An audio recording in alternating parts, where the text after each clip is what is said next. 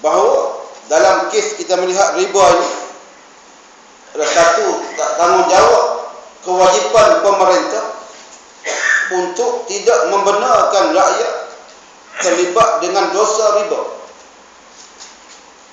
Wajib mencari jalan supaya segala sistem yang berunsurkan riba dihapuskan.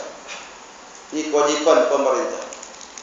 Tuan-tuan, hari ini yang saya dapat maklumat, betul salah saya minta maaf, antara negara yang tidak membenarkan rakyat mengamalkan sistem riba adalah New Zealand. Dan yang kedua di Kemboja. New Zealand tidak membenarkan rakyat membeli kenderaan, membeli rumah dengan cara berhutang, dengan beli harga cash. Tuan-tuan, kita banding, kita di tempat negara yang pernah saya sampai sudah ke Bodoh. Apabila kerajaan tidak membenarkan rakyat terlibat dengan hutang yang melibatkan riba, sistem ini menepati Islam walaupun mereka tidak Islam. Hun Sen bukan Islam, kapiak laknat, Buddhis, tapi dia tak pernah meninggalkan penasihat daripada Tok Sami Buddha. Segala ucapan dia, segala tindakan dia nak buat untuk negara Kemboja, dia akan merujuk kepada penasihat 25%. Tok Sami, kita buat dia juga nasihat tapi tak pakai. Kereta yang saya tengok dia rasa macam nak beli, tapi isteri mula jering mata, beli kereta ni macam nak cari orang lain, ni payahnya. Dia muslimat, dia mudah buruk sangka. Kasih dah tempat lain. Saya tengok nak beli Camry 2.0, harga di Malaysia 120,000. Cukup tak? Cikgu? Itu dia. Barulah second hand di Kemboja nahi hand. Tak ada. Berapa sini Camry? Sana harga tunai $25,000. Lebih kurang 70, 80,000 lah harga tunai. Itu mungkin besar. Saya tengok nak beli kereta Kia Visto, cukup dengan harga cash $3,000. Sama besar dengan Vivo. Ya, Vivo apa harga? 45,000. Biasanya harga kita bayar cash hanya tak sampai pun 10,000. Tapi yang lebih murahnya road tax setahun RM20. Insurans tak ada.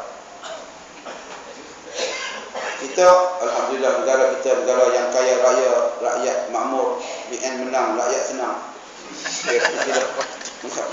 Istilah saya sebut istilah yang pernah kita nampak. BN menang, rakyat senang. Tuan-tuan, harga kereta Viva 45,000, hutang. Tak boleh bayar cash. Kalau bayar cash, cukai akan ikut belakang, mana dapat duit. Dia mesti berhutang.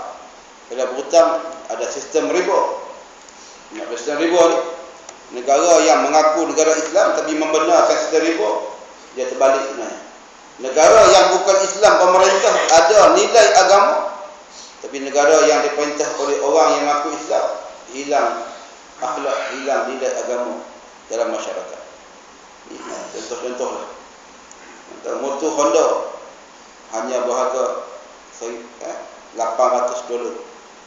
2,400 lebih kurang. Ya. InsyaAllah kalau setiap sekolah itu kita akan beli sebuah van dengan nilai $12,000. Van baru kita tinggal kat sekolah itu. Esok apa kita nak pergi ziarah sekolah, telefon dia akan ambil kat airport. Lagi senang, tak sewa. Cikgu confirm pergi lama, kita pergi sana, dia tinggal terus sana. Jadi berusaha sana lah. Ya. Bini tak boleh ikut pasal kita sediakan rumah special untuk dia. Muslimin jamaah rahimahullah, jangan marah. Minta maaf. Okey. Apabila Allah kata, ya ayyuhalladzina amanu la ta'kulur riba. Wahai segala mereka yang beriman, yang percaya akan Allah. Peringatan Allah Ta'ala untuk orang yang beriman. Siapa beriman? Jawapan kita lah orang yang beriman. Kalau kita kata kita beriman, Allah kata la ta'kulu riba, jangan kamu memakan riba. Tuan-tuan, kita mungkin pernah memakan riba, pernah terlibat dengan riba. Pembelian rumah, tuan-tuan, siapa beli rumah cash? Ada cash. Rumah murah, harga mahal. Tak. Rumah murah, nama dia harga 35,000. Jangan tengok. Allah Akbar. Ini suasana. Yang kita pasal apa? Harga rumah mahal. Pasal barang mentah mahal. Tuan-tuan, kita balik pada soalan bangau oh bangau. Apabila kita baca tajuk bangau oh bangau, tak ada siapa yang aku salah. Bangau oh bangau, kenapa engkau kurus? Macam mana aku tak kurus, ikan tak mau timbul. Dia tak salah kata dia marah. Dia salah ikan tak timbul. Rakyat, oh rakyat, kenapa kau pilih lagi? Macam mana aku tak pilih, aku dapat beribu. Supaya yang nak. Yang tahu itulah. Faham aku tak? Tak. Ikan, oh ikan, kenapa kau tak timbul? Macam mana aku nak timbul? Rumput panjang sangat. Tak. Rumput pula dapat salah. Last kali yang mengaku siapa? Ular. Ular ni gentleman. Ular, kenapa kau makan katak? Macam mana aku tak makan? Memang rezeki aku. Tuan-tuan, fikirlah. Siapa dia ular sebenarnya? Jawab. Kalau dah jawapan dia, siapa dia ular sebenarnya? Bukan ular sawah, bukan anaconda. Ular. Bukan, dia ular ni. Dia ular, dia ada dua bahasa. Bahasa Melayu kata ular, orang Melayu kata, kalau bahasa Arab kata ular, dia yang utama. Dia yang dapat. Tu pulun sakan. Untuk pulun untuk dapat jawatan ular tu. Pasal apa? Pasal makanan banyak. Orang fakir miskin besok nak makan apa? Orang yang ada jawatan besar besok nak makan siapa? Persoalan ni. Kita baca cerita dongeng itu, walaupun sekadar dongeng, dia sebagai satu jawapan pada kita bahawa kita tidak akan terlepas dengan sistem yang tak betul ini selagi tidak dirubah. Selagi kita tidak berminat untuk merubah sistem yang ada, tuan-tuan, sehingga kan dalam sistem pendidikan PPPM bayar pada syarikat luar negara dengan kos yang begitu tinggi. Maknanya segala profesor, doktor falsafah, master pendidikan, orang pakar yang cerdik pandai di Malaysia, seorang pun tak diiktiraf oleh pemerintah sendiri. Guru besar, guru kanan, tolong kiri, dia berlaku. Jawatan yang gaji mahal, tapi seorang pun tak diiktiraf sebagai orang yang boleh menyusun program pendidikan untuk anak bangsa kita sehingga tahun 2025. Terpaksa bayar pada syarikat luar untuk fikir bagaimana nak mengajar.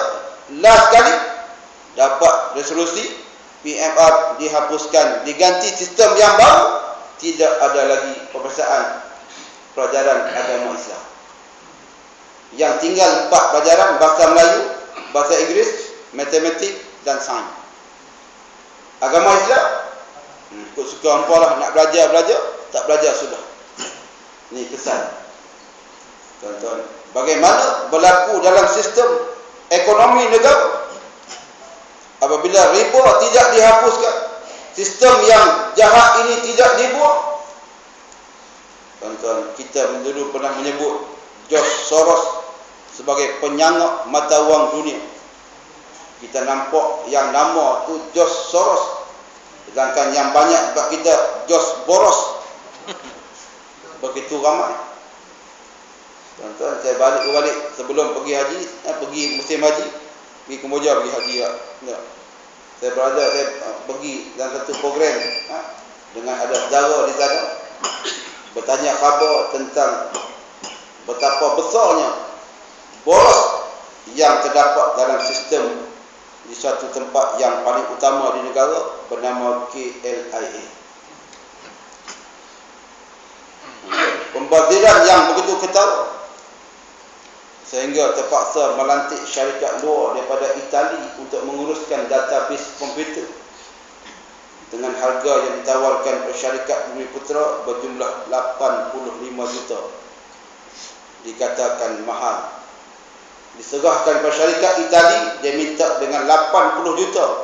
Murah 5 juta, tapi tak sampai 3 bulan dia minta tambahan 40 juta. 125 juta itu dikatakan murah berbanding dengan 85 juta. Sistem matematik mana ada kira? Wallahu a'lam. Pasal apa? Sebab adanya 3 lane di tempat landasan. Dulu disebut dalam satu left, satu right, you know? Satu left, satu right. Kemudian ada baru pula center. Betul kita letakkan C sebagai center. Ambil nasihat daripada Itali, oh tak boleh nama C. Tukar nama lain, bayar 20 juta. Tuan-tuan, inilah suasana yang berlaku.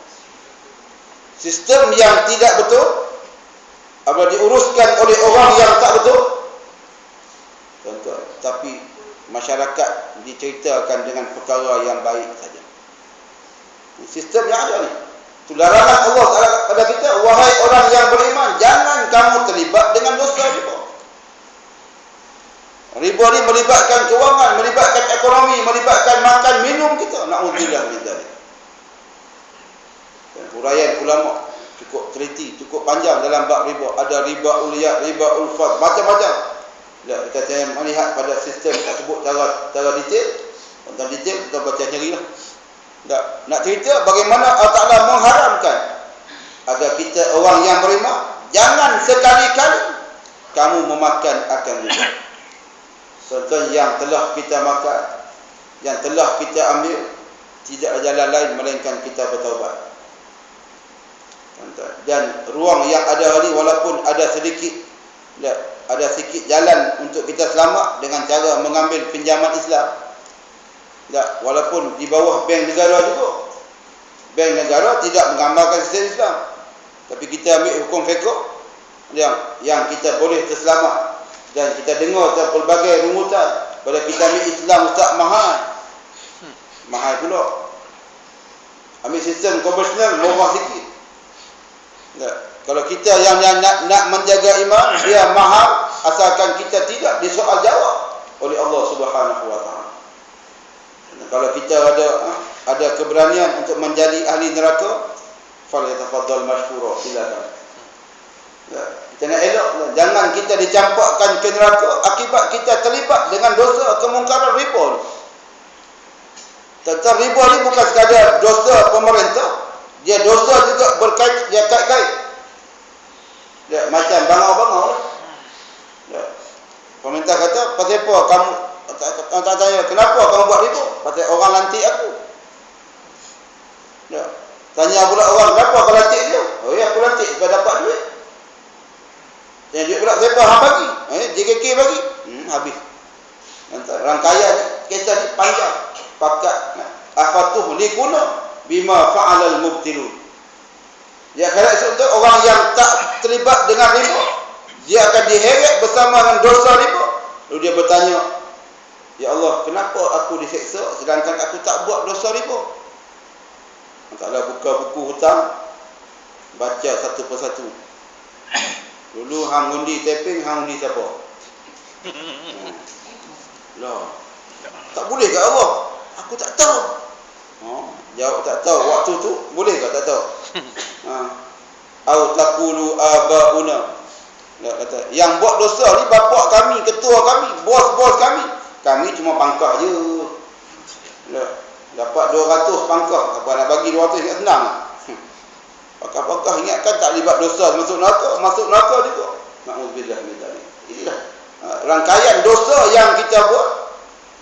Walaupun kita ni duduk di kampung, tak pernah beli rumah cara pinjaman, tak beli kereta cara pinjaman, tapi kita silap memilih mereka yang tidak bercita-cita nak buang sistem riba. Kita akan tunggulah azab Allah Subhanahu wa taala.